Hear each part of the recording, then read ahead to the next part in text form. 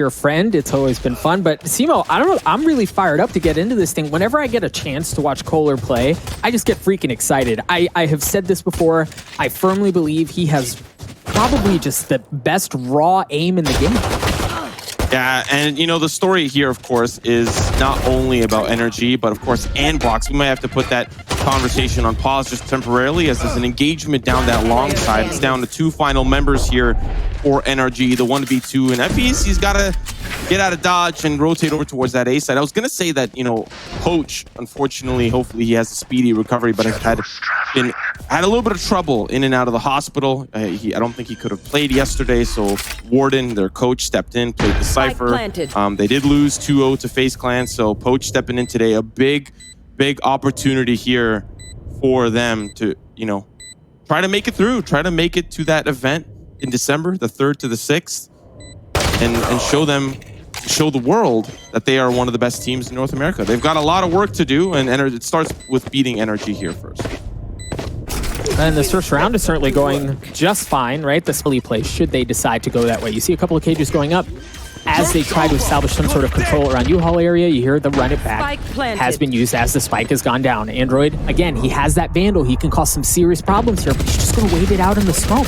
Oh, he was able to get one on the way out. The fact that he's even able to get around 3 running back is very impressive as well. Off of the heroics on that B site for round 2.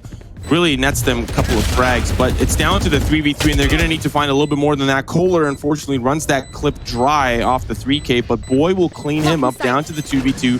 Spike, of course, is sticking, and they fake it, but the smoke is used to try to give him a little bit of cover. They need to try to defuse the spike, but it's in a horrible spot. Boy gonna get up close and personal. That was a weird glitch to see. I don't know how the smoke... Up a short, and look at Yay. Getting a little antsy, goes in aggressive, and gets punished. effys takes him out. It's a little bit of a risky play, especially since you heard potentially members pushing in with the boom bot into hookah, and then even Seb biting off a little bit here to see how much he can find. He cannot. A little bit too aggressive, I think. You know, despite the information that they found, they didn't really have a lot to work with Andbox.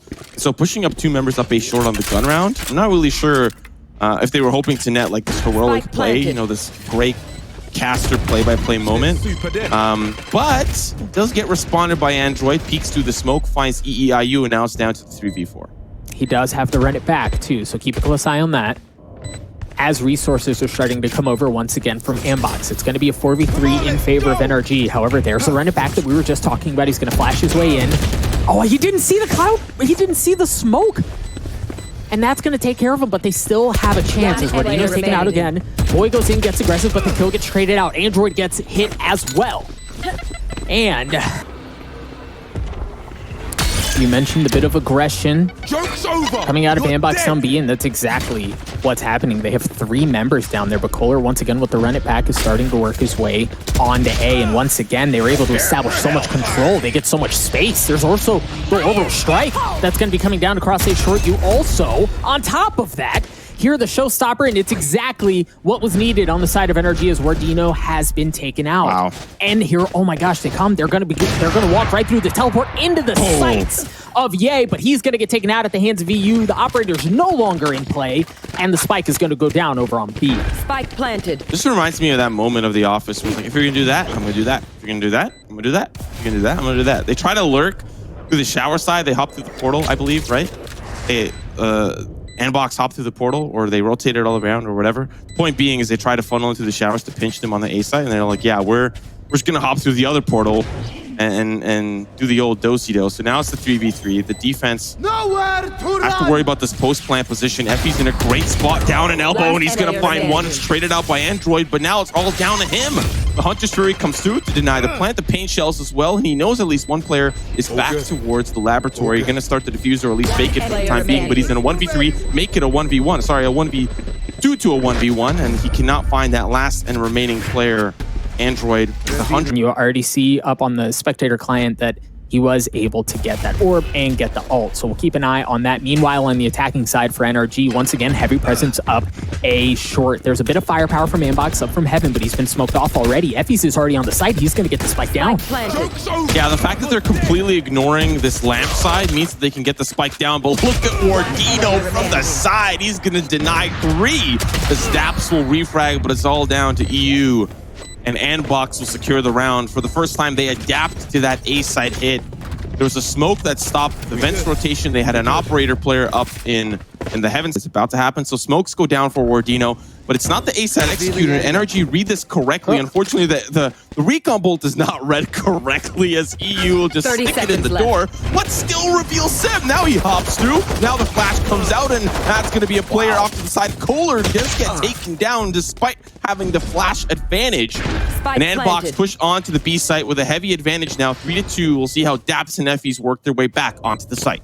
It was really well played by Andbox to be able to do that because NRG didn't bite super hard on the bait, right? Like they pulled resources over, but then they brought them back towards B. So for them to be able to get on the spike and get the spike down has been really impressive so far. And to have a numbers advantage here, wardino is able to get another one. daps is now starting to go a bit aggressive. Holy, Toledo rips his face off. But it's still going to be a 1v2. Yes, they're certainly low, but daps is taking a good bit of damage as well. Oh my gosh, he's going to get a chance. No, the burst wasn't there. wardino with 2 kills. Now NRG are going to be expecting a little bit of a different look from Andbox. A heavy and aggressive push in towards B. The duelists run in, but NRG, they back off. They haven't lost anyone yet. A little flash, a little dash, but a whole lot of commitment towards the B site. Look at them, they're starting to just funnel through the smoke. They don't care about anything that might be impeding them onto the site. You already see a couple of kills being traded. KOLER already able to get 2, and he gets dropped. Andbox down to 2 members left. It was a bloodbath on the B side, and so far, NRG walking away with the advantage, however slight.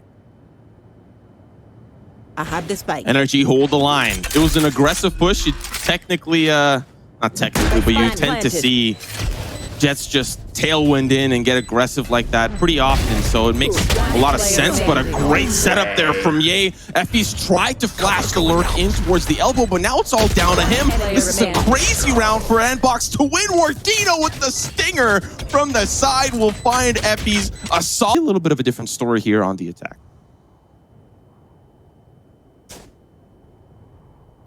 A little bit of noise made. That Guardian had a chance, but not able to connect. You see the Hunter's Fury has been used down B long.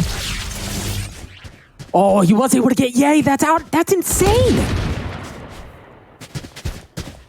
Oh, that is unfortunate for Andbox, but it's well played and well positioned from eeiu. Passive play on the B site, still membership there, 4 members strong. Gonna be a tough push in. The only weapon falls from Sebits, the Guardian. Android is gonna find at least 2 with the Sheriff. His energy with the and KOLER. But eventually something's gotta give. The teleport over towards the A side from effys, or sorry, he teleports towards A short to see if anyone's there because they're playing super passive on the A side. This is about to be an expensive push, but now as they start to come in, they trade. It's the 1-for-1, but Android's gonna find 2. It's down to the 4v2. And something has got to give, and it's going to be Andbox this time around. The 4v2 now is effys trying to push onto the site. He's going to try to get a little bit more aggressive to stop the pushes or try to stop the flanks coming in or the setup from Andbox. Looks like they're going to be able to get what they want. You presume that that's where they're going to want to go, but you see a couple of smokes have already been dropped and resources are coming over. The orbital strike is going to rain fire down across A short and into U-Halls. wardino's able to get 1, daps trades it out, and Android's clone has been taken care of. Sam with the operator holding things at bay. As Andbox is just down to 3 members left. Also keep in mind for NRG, they have a couple of ultimates to work with still, but it looks like it's not it might not matter. They may not need it. wardino's able to get 1. There's the showstopper, excuse me, that we were just talking about. I love how Sam is playing this. Delays a little bit, buy some time, buy some space. There's just 1 member left, however, on the side of NRG. Gonna get a chance with the operator, not gonna land. And he almost does it with the classic, but it was not enough. Ye as well. Nobody over towards A. There's a Hunter's Fury that we were talking about earlier. KOLER was able to get 1. eeiu looking for a bit more information. Was able to tag up a member in hookah as well. But it looks like Simo, they're still committed to the site. The spike is down right outside of Garden. They have to go. They gotta go. It's the 3v2 now. I like the patient play from eeiu to use that Hunter's Fury, but he doesn't find anything with it. And now it's just down to effys and daps working their way back into the site. Spike is sticking. Defensive setup, or a little bit more of an aggressive setup from Andbox. Ye's going to find success. Effys on the opposite side, and they know exactly where he is now. The wall goes up, the curveballs come through, and NRG, man, we're going to be looking at overtime here. If effys cannot clutch this one through, 3 duelists on the opposite side is what he's got to go through. It's their specialty to take him down. He hops to hookah. Ladies and gentlemen. We didn't even get a daps, but we didn't even get a chance to get the information there as the camera got shot out instantly. NRG now on the defensive end. They're going to be having a heavier stack towards this A side. And now the execute comes through. KOLER with 2. That's got to hurt for Andbox. Spike, unfortunately, behind enemy line. Seb is going to find effys on the retreat out from showers. So this is an even footing matchup now. So 3v3 still have the ability to back up and go towards the B side. But considering the aggressive positioning from Android means that they really want this A side. Oh, Android's just down to 4 health left. Doesn't have a ton of options. You mentioned the spike certainly committing over towards A. Ye is going to plant it and get it down. Oh my gosh, Android with 4 health is already able to get 2 more. 3 on the round for him. He's able to take care of 7. Android gets a 4K. Holy cow, Andbox will not go away. Or on B, you just saw the camera get taken out. That's going to be a bit of denial of info. But it looks like NRG, they haven't really moved at all, given some of the info that they know at this point. They know that Cypher was over by B. And if there was doubt prior to that cage going up, that certainly secures things. But look at it. They're going to smoke in and they're going to dash all the way into their own smoke, as it looks like they've taken some presence, some control around the B side. NRG is going to start to rotate over as Seb begins to plant the spike. No ultimates to talk about here. The spike is down. It's a little unfortunate as they were. He tried to use the shock darts to find the planter, but he won't. So now we got to look at this 2v3. Andbox trying to back away. It's going to be down to Android, and can he 1v3? About to find out. Smoke goes down. The diffuse is starting to come through there. Not looking to try to fake it anytime soon. He comes in, and that's going to be NRG resetting, bouncing back. We're going to triple. Are performing incredibly well, and NRG really have a tough task ahead. Whoever wins this map is going to just breathe a sigh of relief and move into the second one, knowing we can 2-0 this. We can move on and eliminate the other, but let's look at this execute. Wardino going to lead it through. Smokes go down, and eeiu just trying to hold on. Shock darts come through. We'll see if it tags anyone. It does not, as KOLER will have the shots from the elbow side. It's traded away. The 1-for-1. eeiu still alive, still playing in the smoke, and Ye gonna get taken down. Some with the ankle across. Down to 1 final player. The diffuse comes through. It's Android. Shot's gonna be good, at least from distance, but he has to reload the clip. The diffuse is coming through, and NRG will solidify map number 1, a hard-fought battle.